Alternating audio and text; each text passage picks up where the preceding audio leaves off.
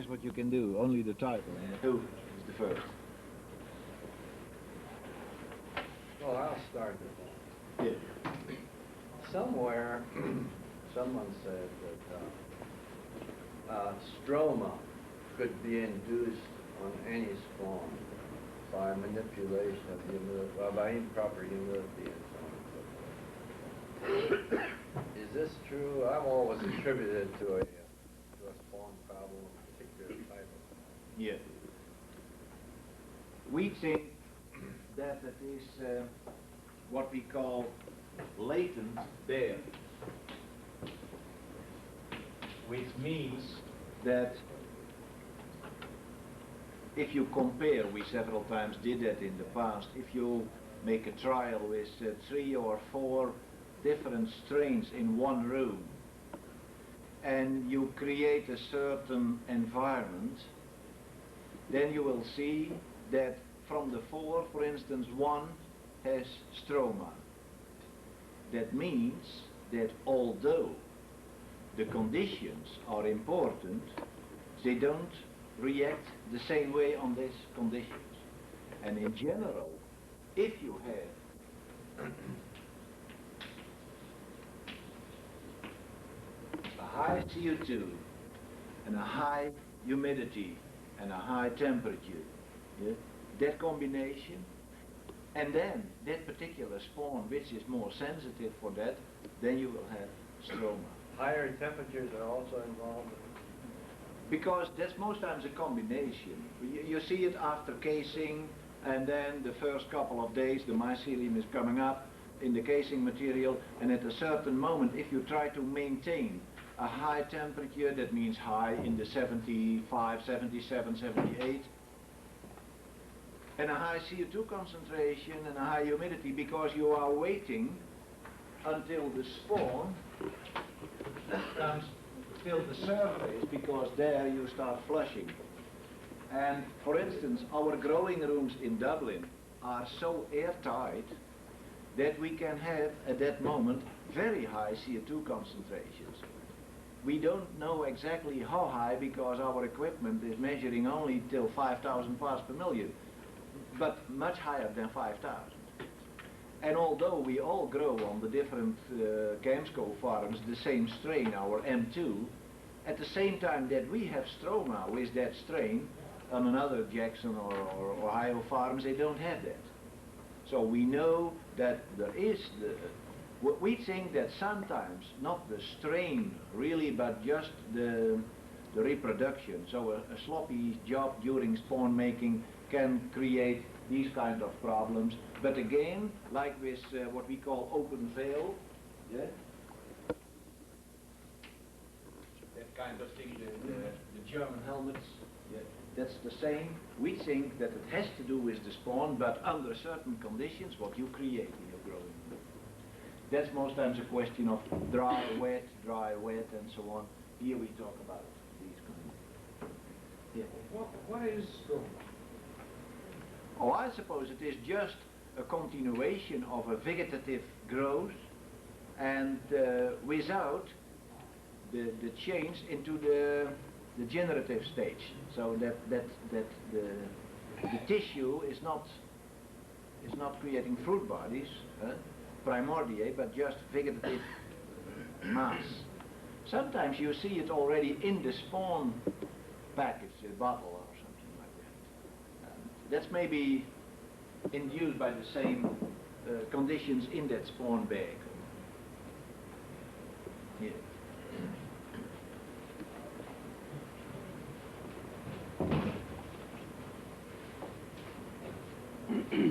Along those same lines, Peter, sectoring. Yeah. Same thing? Yeah, I think so. What was the question? Sectoring. Yeah, most of the growers don't have that problem because you see that most times just on an agar plate. But, What's yeah. sectoring? Oh, sectoring, that means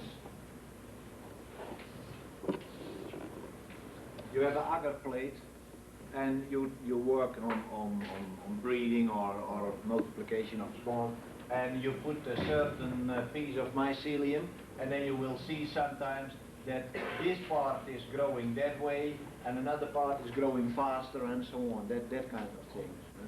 Yeah.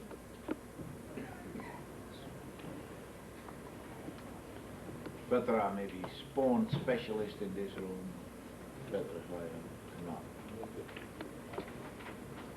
Okay, other questions? I Yes. was wondering, I heard that you can mix salt in with your case and kill disease. I was wondering how much salt would be sufficient. Oh, if you go 50-50, then you kill all diseases, but also your mushrooms. That's a problem, huh? Yeah, but, I'm just kidding you. You can, of course, mix salt in your casing material, but I shouldn't do that. Yeah, because what you have heard maybe is that if you have some diseases on the casing surface, yeah, a mold or whatever, then there are two reasons to put some salt on that spot. The first reason is that salt is what we call, and maybe the translation is not 100% good, hygroscopic. Yes. Yeah. So that means that because that is a wet, it becomes a wet area, that no spores are spreading by wind and so on. And another reason is that that salt is taking moist water away from that tissue and killing that particular mold. But it's just a spot. So if you see in your growing rooms a few spots, the first small dry or wet bubble, then a technique could be that you put some salt on it and let it, and after the first break or second break somebody is cleaning the beds and then you take away that spot. Huh? And because it is hygroscopic, then it is a wet spot and you don't spread. Huh? So that's, but don't mix it in. We did some trials years ago to mix in some salt, but not regular salt, but copper sulfate, doesn't matter, to influence the quality of the mushrooms, to make it more difficult for the mushrooms to take the water. Because maybe some of you know the tension of the water. You can influence the tension of the water by influencing the salt concentration in the casing soil. But that's a complete other story. Yeah? And you can use salt, you know that, for catching birds. Huh? Who are very fast. And put some salt on the tail. Then Now, could we control overpinning with salt? One time they mentioned this. I don't say no, because what you are doing, in fact, Aron, if you talk about flushing, is create circumstances so that the mycelium change from the vegetative stage into the generative. And we know a number of factors. You have to lower the CO2, and maybe, and not maybe, you know better as I do, that the combination of these different factors go down with your temperature, go down with your CO2 in the 800, 900 parts per million area, increase the evaporation, and so on and so on. You can influence the number of fruit bodies, positive. Cooling deeper, lower CO2, increase the evaporation, in general creates more pinheads, more fruit bodies. Now, it is a balance between two. We know that the size of the mushrooms is, for the main part, influenced by the number of fruit bodies. So, on the one hand, we don't like too many fruit bodies. On the other hand, our experience is that to have a reasonable first break, you need a certain number of fruit bodies. So, enough and not too much. That's the problem. Now, what can you do? First of all, you can try to spread the number of fruit bodies as good as possible over the surface. And that is the reason that this morning in a certain group I told, I think that the way to go is deep scratching, because that's the best technique, or one of, in my opinion, one of the best techniques to spread the number of fruit bodies over the surface. Another thing is that you can sometimes control the number by after fructification. What we are doing is pruning. That means the first time that you go down, you initiate the fructification.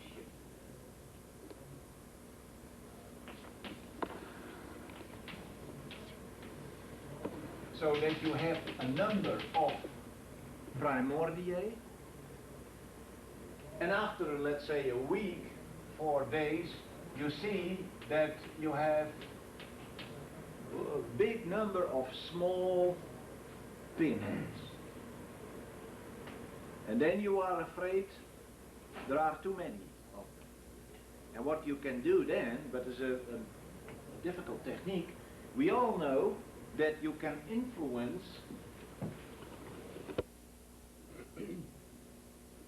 the model, and as the result of that at the end, the size and the quality of a mushroom by the CO2 concentration. What I most times try to say is, if a young fruit body grows up under a normal CO2 concentration, then you will have that model of a young fruit body. Mm-hmm. Yeah. Let's say this is maybe, or better in parts per million. Let's say this maybe 1500 or 1200 parts per million. If you have, after that period, a somewhat higher CO2 concentration, then you will get more or less that type. Yeah? Maybe 2000 parts per million. If you go too high, 2000, 2500 parts per million, then you will have that type of mushrooms. And I most times end up and say, if you have higher than 2000 parts per million, you will get that model. Yeah?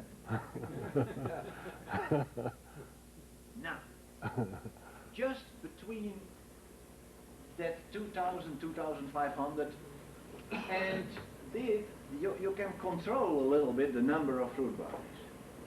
So what we sometimes do is, after that the mushrooms, the young fruit bodies, have the size of a small pea, yeah? Then we go up with our CO2 concentration up to 3,500, 4,000 parts per million, and see what happens. It's a very, very, you need some experience to use that technique, and first of all you need well-insulated growing rooms and Tight growing room. yeah, tight and so on. And then you have to follow very good how many fruit bodies are growing out. You can see at a certain moment, maybe after 10, 12, 15 hours, that a certain number of mushrooms is growing and a certain number stays behind. Yeah? That's one technique, but, and that was your question, in combination with the moisture content. We sometimes try to overdo a little bit, so make the casing material real moist.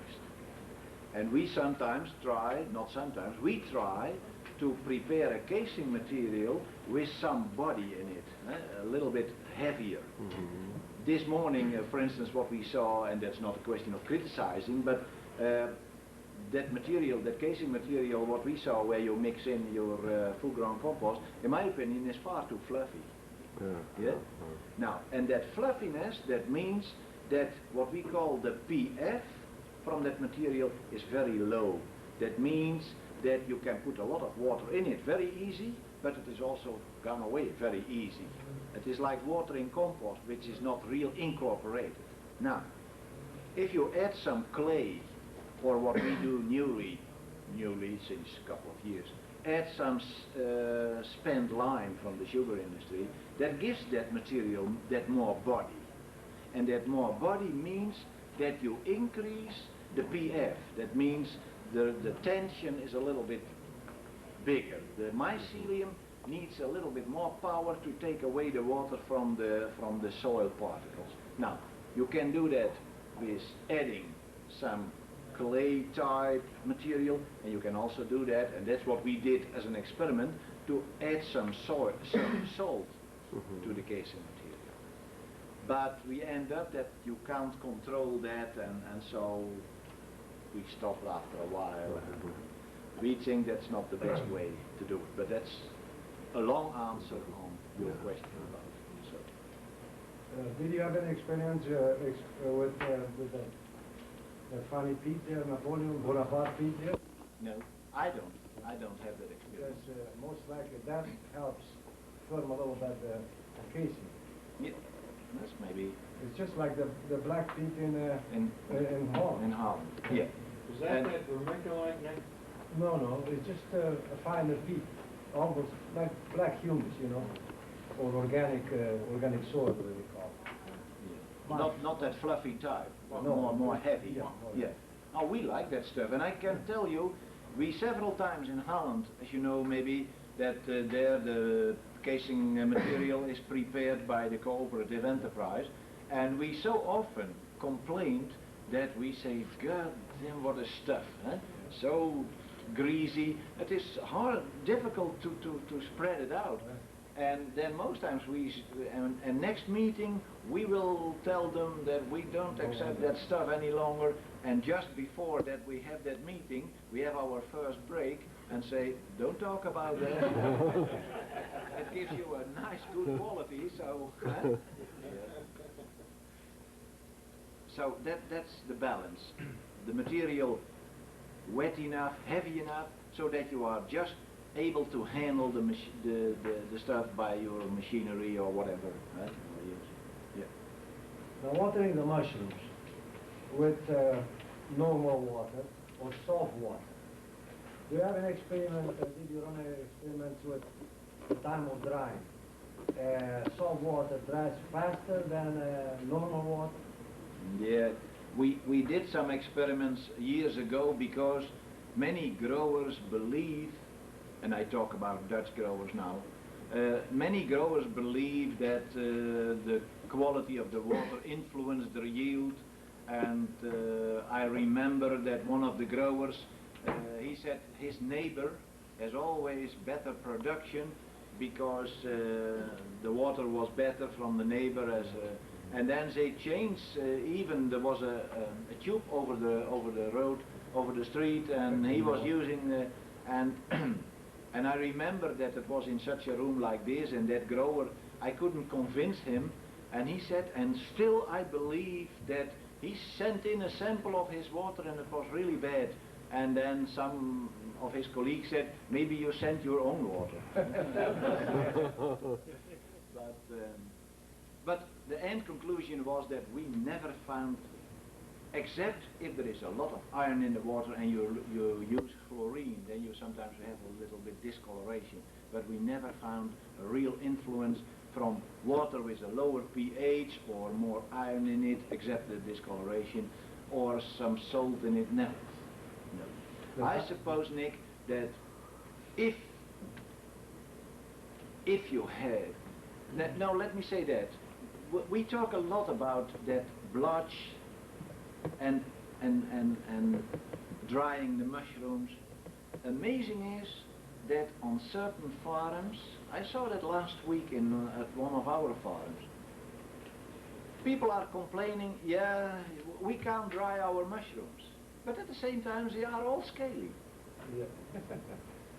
So there must be another reason. And if you look to the mushrooms carefully, then sometimes you see that just the brown blotch are on that parts, on that scales. So I'm a strong believer that first of all, sometimes you have to check if you have that kind of blotch. You have to check the pressure from your watering equipment if you are damaging the mushroom, because sometimes you see that they have blotch all on the same side. Right.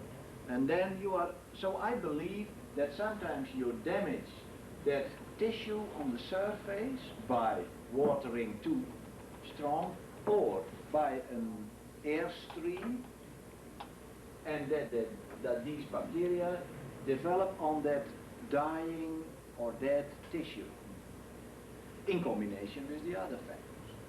That's one. And another reason, what we did, and you should, if you go home and you learn that from me this afternoon, I suppose that's already worthwhile. What we did at our school farm and in Dublin also several times is, if you have trays or beds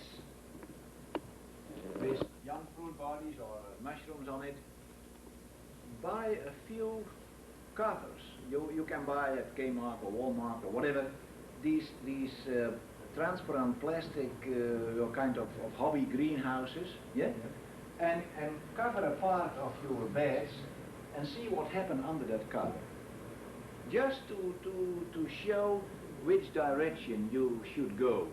And what we figured out several times, although the humidity under that cover was higher as here, we have blotch here and no there. I'm a strong believer that a high humidity is not such a big problem as long as it is there. But as soon as you have that, then sometimes you will have a lower temperature during the night and condensation and that kind of thing. I suppose that's worse as the... And we figured also out, and I suppose this morning somebody was talking about that, if Paul was showing, or you was showing the rows, different types. Dutch growers say sometimes if your rose gives a too fine dust of water, then you make the mushrooms too wet. That sounds a little bit crazy, but you know as a grower exactly what I mean, I suppose. If you have soft, big drops, then the mushrooms, you have to realize that the surface, Aron, you have a slide, you picked that up somewhere, showing the surface of a mushroom. Now what can happen, in my opinion, is that sometimes tiny water drips are between these hyphae that tissue. And maybe if you have more coarse, bigger drops, then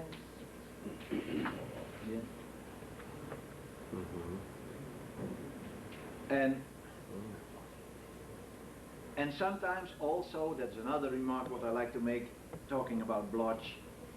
If some people are afraid, some growers are afraid to water because they are afraid for the wet casing layer and so on. But on the other hand, you have to realize that most times in the third, fourth, fifth break, your casing material is drier as in the first one, and still you have more blotch in the later breaks, although it is dry. So there must be another reason for that, and I suppose I mentioned a few of these things. But we are in the room here with 50 experts, so don't listen to me only, but say, Peter, you are wrong, I have that experience, maybe, or we can share your experiences. Maybe you are more or less agree or have the same ideas or not, or I try to learn also something. One more question about the CO2. The pruning with the CO2 works very well on the first break, but how do you reduce the thinning on the second break without upsetting the quality at the end of the first break? Yeah. We try to do that also a little bit after the first break, but I suppose that most times, if you talk about the quality of the second break, and that is an international problem, I found out in the past. What you and we most times also are doing is the following. Casing, and we start bringing on the casing material and the moisture content is 75, 80, whatever. Yeah? I hope that it is 80 or, huh? But okay. If not, then we bring up the moisture content till a certain level. Yeah? And after 4, 5, 6 days, we like to have the maximum level. You too? The maximum, whatever that is. That's in our situation 84, 85%. If you squeeze a little bit, then there we go. Because you have the idea that's the right moisture content. Now, here you scratch or whatever, and here you flush. And here your first break is coming up, and so on. What happened now most times is, from here on till here, we don't like watering at all. You too? Sometimes we say, you shouldn't water the beds here for a couple of days, and so on. Now, that all depends on if there is enough water in the casing material, and there should be enough here. Okay, we try to stay away a couple of days here with water until the fruit bodies are there. And as soon as you have the size of, let's say, after pruning, there we go and give. But is it the same in your situation as in ours, that then you are already here instead of there? Because you are losing a lot of water here during flushing and so on and so on. So you have to add here and so on. Now, and then there is blotch, so you don't like to go, and the result is that you come out of the first break somewhere here, far too dry, yeah? And then the second break, and that's the problem. And the problem is also, and that's also international, that the first break reasonable, although the end of the first break is already too dry. You start in the second far too dry. You try to compensate that here, so that in the third and in the fourth break you are too wet. And I'm telling that now for 20 years. And as you maybe know, I run that school farm in Holland too, and I was advocating that in the classroom, and we just have to go in the growing rooms and we see the same thing. And they're 10 years. Yeah? And that's more or less international, because it is so difficult to have enough capacity here, yeah, to overcome that problem.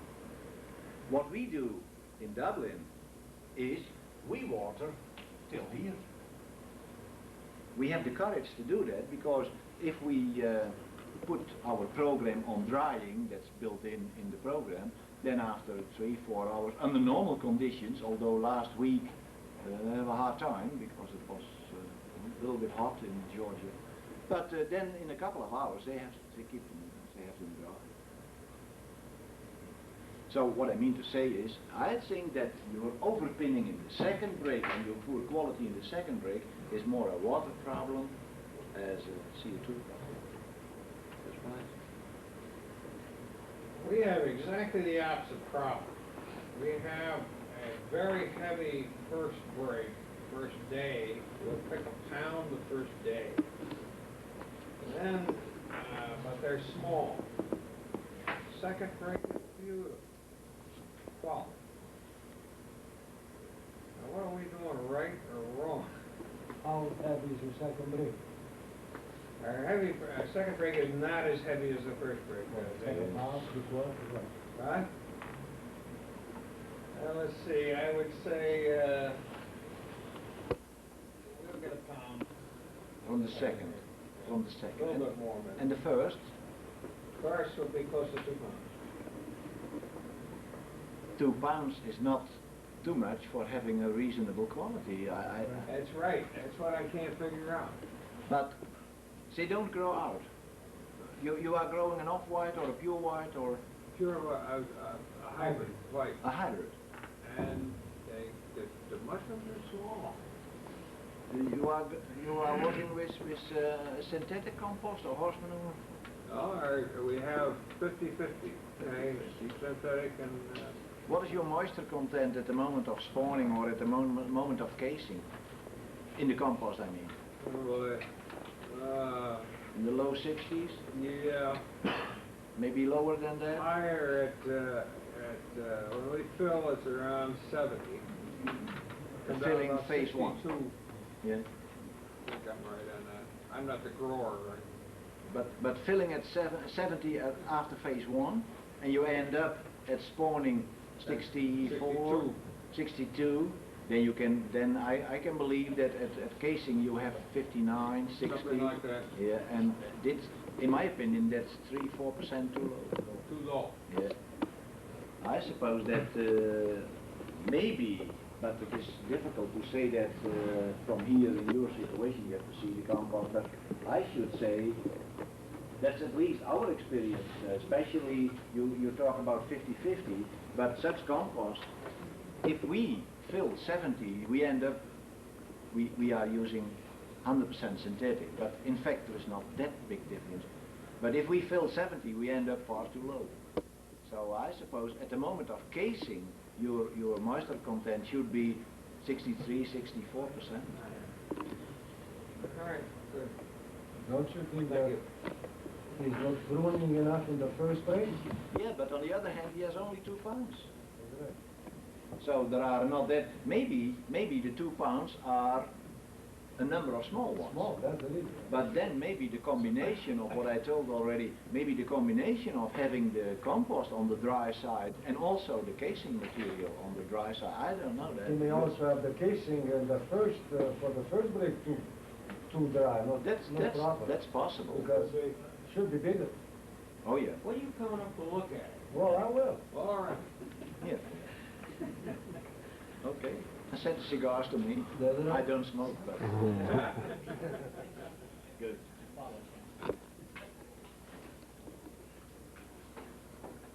But yeah, that's fine. I just looked to John. What's your opinion? You, again, it is fine. I like to talk here a little bit, but we have so many experts in this room. You are all growers, and what are your ideas about what I'm saying?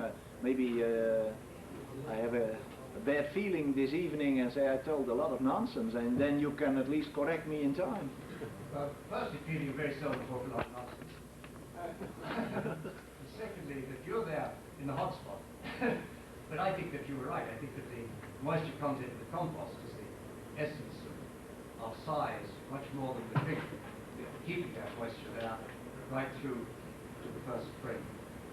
And the manipulation of that casing, as you so clearly point out, where you can just carry it even just one day longer to keep that water on and make sure you've got a lot of little lead time for the second break. And if you put that day in proportion to the time it takes from the first break off to the second break in, which is about, say, 6 or 7 days, one extra day is a whole 6 more water you've got there.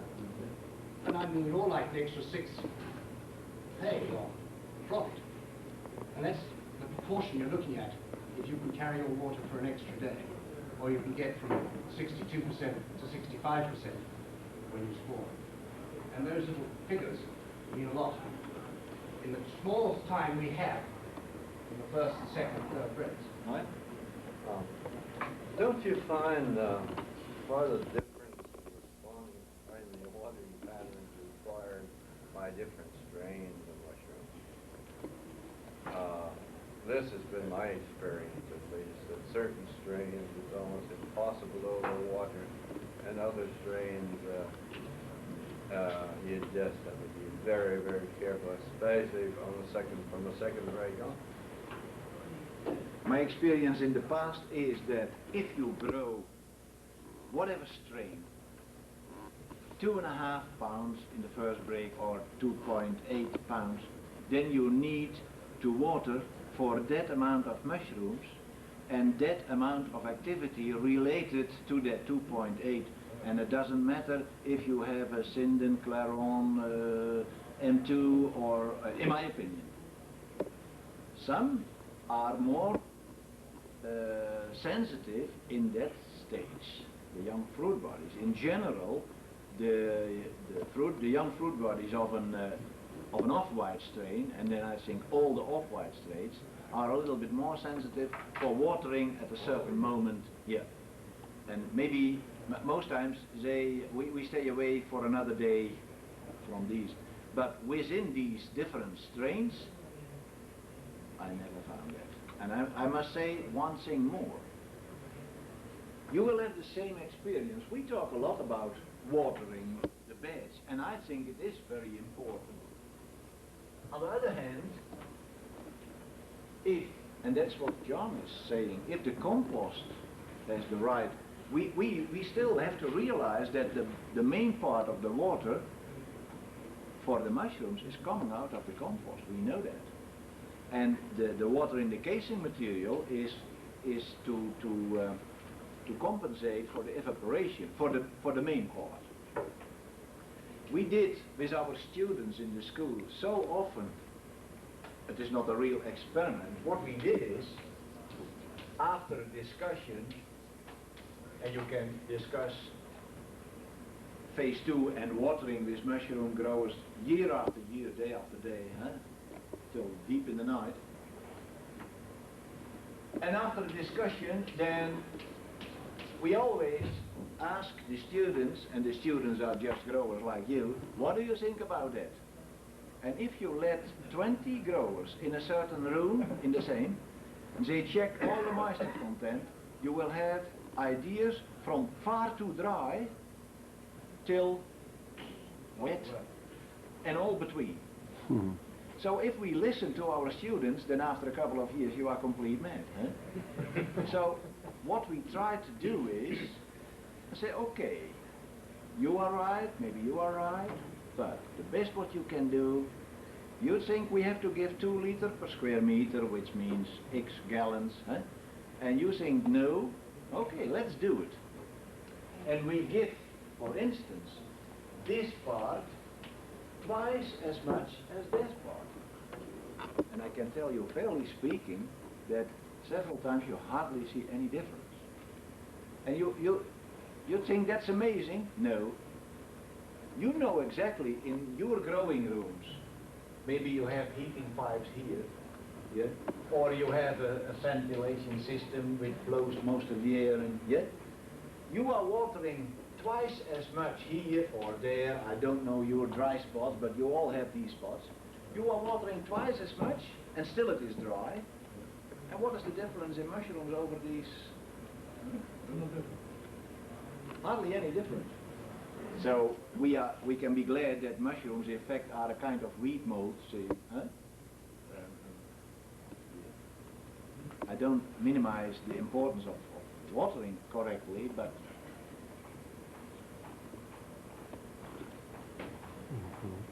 going back to pruning again, what do you feel about controlling the amount of pins and the quality of your breaks by the day and the depth in which you ruffle?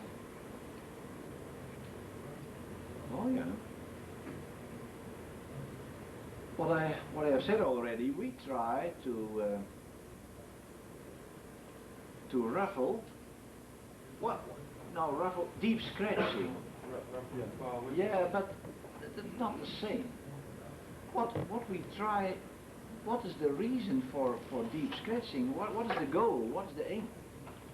What we try to do is, in fact, correct some mistakes made already at casing, already at filling the trays or beds, because what you are doing very often is, although the surface of the compost is this, you are casing very nice, that way, yeah? But that's just covering the problem. Because here the mycelium at a certain moment is on the surface, and here it is still there. Now, what to do? If you flush now, then you will have some bare spots, yeah, and so on. So what we try to do is, instead of make it just nice, scratch deep so that you mix in the mycelium over all the casing material. In fact, it is the technique from mixing in some full-grown compost, although we produce the stuff first here, yeah? But you can replace that by it, okay? And then you wait for another day or day and a half or whatever you need until the mycelium is on the surface all over, and then you flush. So first of all, what we try to do is have it even over the surface and have a number of fruit. You need a certain number of fruit bodies, and you can try to do it here, but we try at least to control the number of fruit bodies more at after they have that size as here. Yeah. So here we try to have just, because we figure out that we in Dublin, in our new farm, we are able to control that very well. If we overdo so that we have nice coarse mushrooms, then we are losing a part of our weight. You can go all for that stuff, but then you will not have, and we need it, your 2.8 or whatever, or 2.6 pounds in the first break. So it is a question, what are you looking for? And I suppose we are looking for a little bit of both. Reasonable quality and still a good production. You can have a very nice quality and just 4.5 pounds and losing money, and the balance between the two.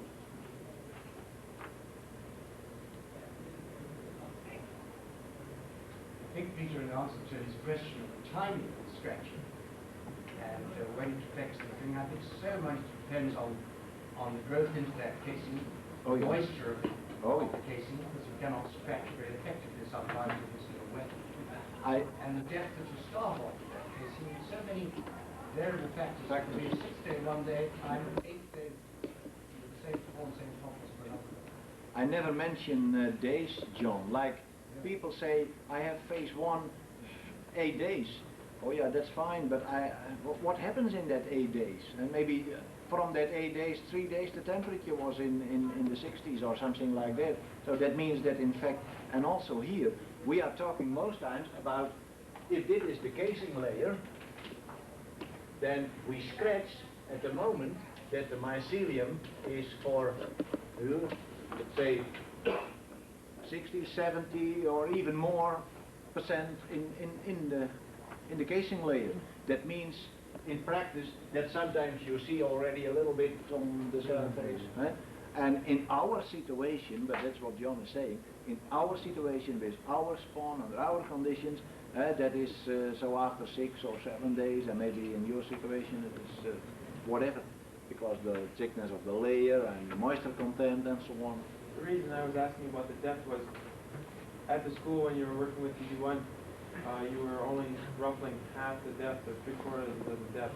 Yeah. I understood that was to control depending on the size possible. That's why That depends on the strain. There are certain strains. I remember that at that time we have a strain was Somicel, or in American you say Amicel 459. Yeah. My goodness, that was like spinach. Yeah. If you open the door for half an hour, then the thing has a number of fruit bodies, and instead of picking, you could mowing them. Yeah. Now, if you have such kind of strain, and there was another one from Le Lion, H1, then if you deep scratch, then you have far too much in combination with the other factor. So what we did then is don't touch that stuff, just a little bit the surface to open it up, and that's what you call ruffling or just make the surface.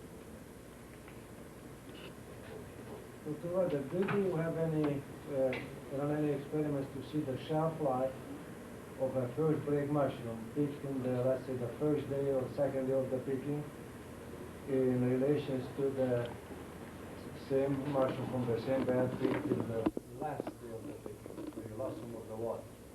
No. No. Now, do you think could affect the shelf life, the content of water at the picking time, could affect the shelf life? Which way you would go, more or less? More water or less water? It's a contradiction, because mushrooms are 92% water, and some of you visit maybe sometimes Holland, and you know that the real, let's say, producers from that stuff for the canneries, they have enormous high yields, but they water these beds a couple of hours prior to harvesting. And the trick is that instead of mushrooms with 91 or 92% water, they have 94. And, but they don't have any shelf life. But that's not important, because 1 hour later they are in the blanch and in the cans. But more and more they have troubles with the canning industry, because the canning industry said, you are nice guys, but our what do you say, our yeah, your grain weight is that's exactly. And the canners say that, and then they try to use the evacuation technique so that they can put water in it, so they are the same but okay.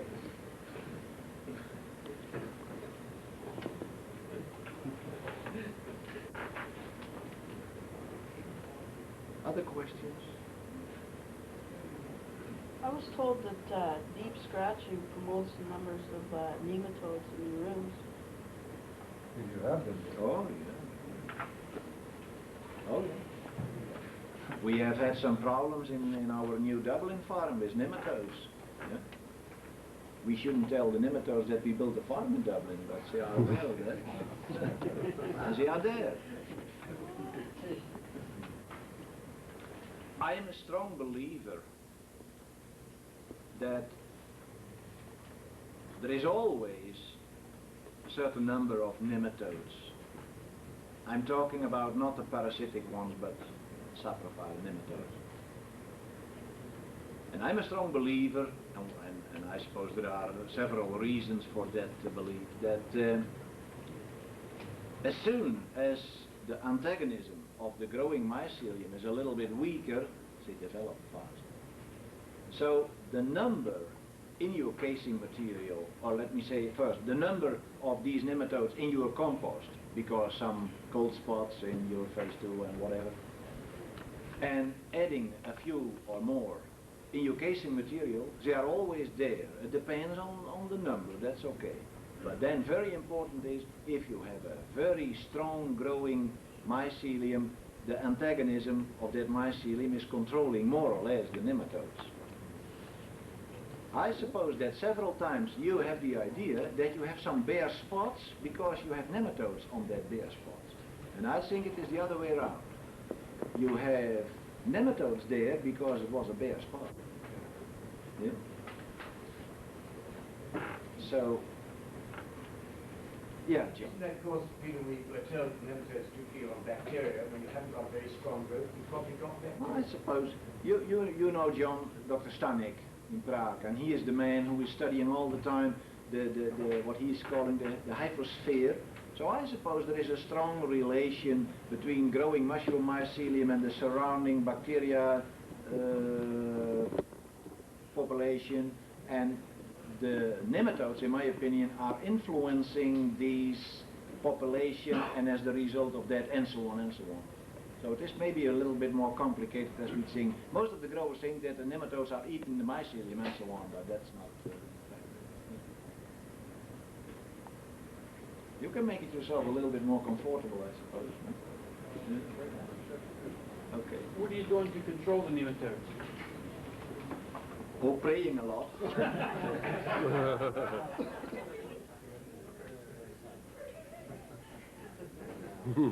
No. Yeah, no, of course, no. You can pray a lot, but that doesn't help. Try to find out. I told you, that's my belief, that you have always a certain number of nematodes. And you can prove that. Try to find out what is the reason that you have more as you should have. Let's say in compost, if you sample your compost, you will always find, in my opinion, always a nematode or a few. Yeah? But at a certain moment you have more as a few. Maybe a few spots, maybe a few trays. But with our tunnel technique or with your scratching or supplementing technique, we are mixing these nematodes and we have a few more as we should have. That's one. Maybe nothing happens. But then you add some casing material, and in that casing material there are a few nematodes. Not that much, but always.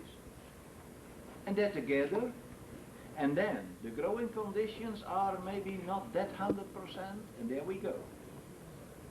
And then you have the first time just a few spots, and the pickers spread a little bit, and your machinery and your equipment, and so you build up more and more and more. And at a certain moment you have reached the level that you have a problem. And there is nothing to control these guys, so I mean a chemical, you can, the best way is to cook off, and there you go. But you have to go back to the basics. What we have seen several times, a strong vegetative growth, very even. I can tell you one thing, maybe you have seen that. if at our farm or another farm, doesn't matter which farm it is, if you have uneven spawn run in the casing layer, if you have a bare spot here, you can see numbers of millions of nematodes, although it is the same compost, the same casing material. But just because that is a bare spot for other reasons, the mycelium was not high enough, or it was too wet, or whatever, you're over water, sometimes you see that under and there was some extra water. Yesterday I saw one slide with these cross pieces, and sometimes under these cross pieces you see that.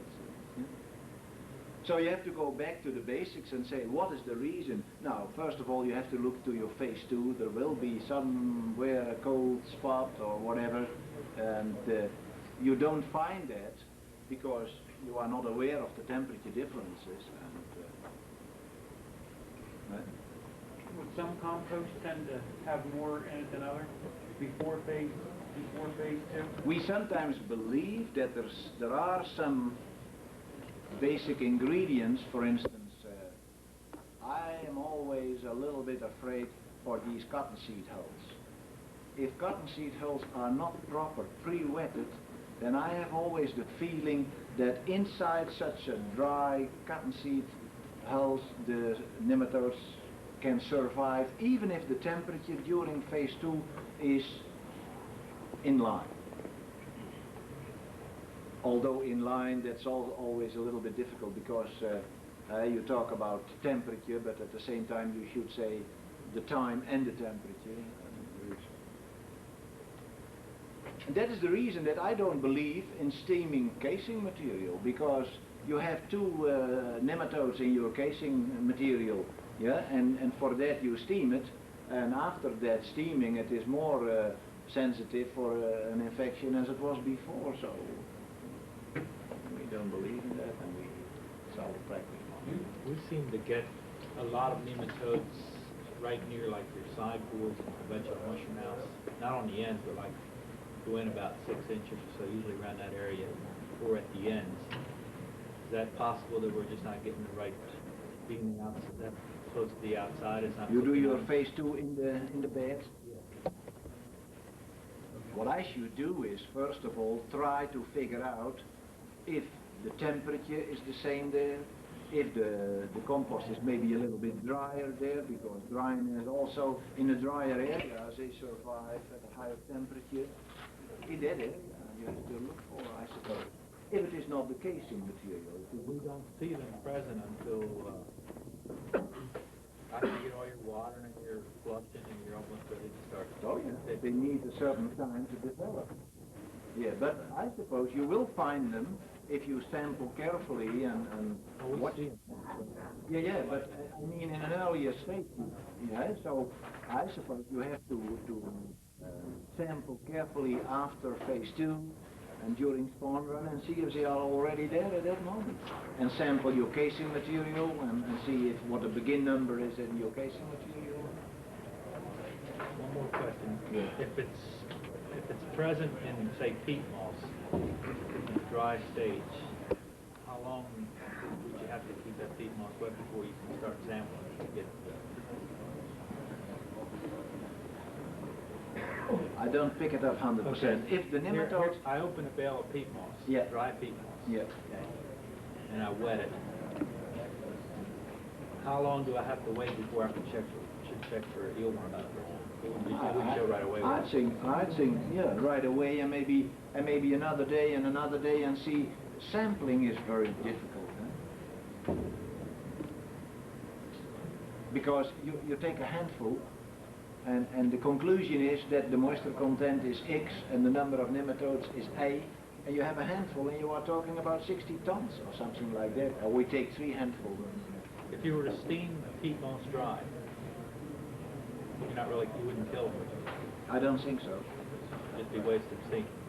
I don't think so. But if the casing material is the problem, then I should change the